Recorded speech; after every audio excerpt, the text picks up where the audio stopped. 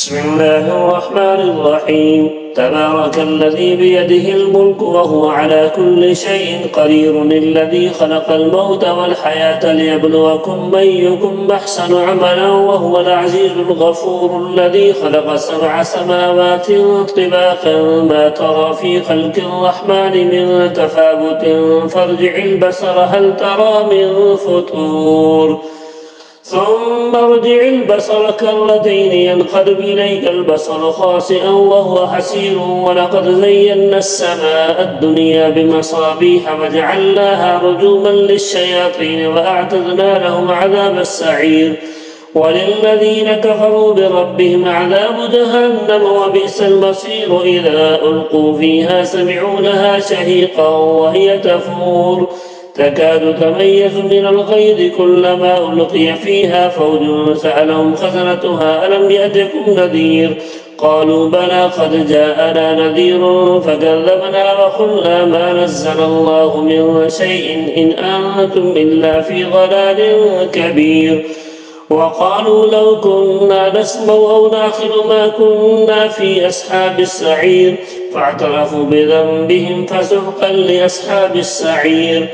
إن الذين يخشون ربهم بالغيب لهم مغفرة وأجر كبير. وأسروا قولكم أو اجهروا به إنه عليم بذات الصدور. ألا يعلم من خلق وهو اللطيف الخبير.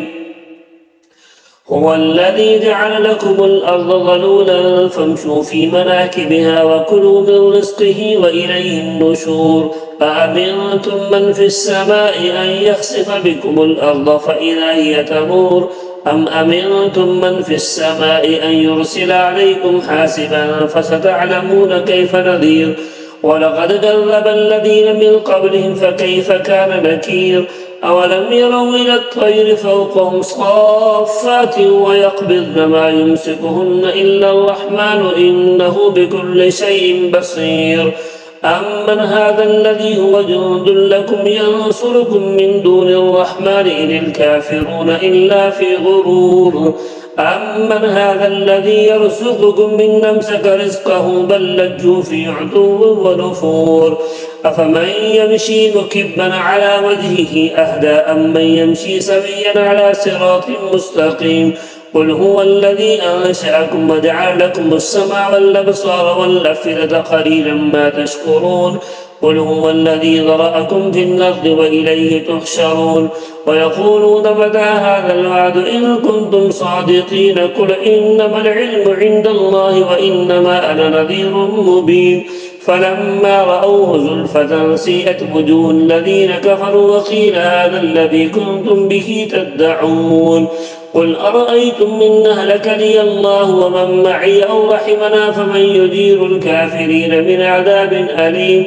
قل هو الرحمن آمنا به وعليه توكلنا فستعلمون من هو في ضلال مبين. قل أرأيتم إن أصبح ماؤكم غورا فمن يأتيكم بماء معين.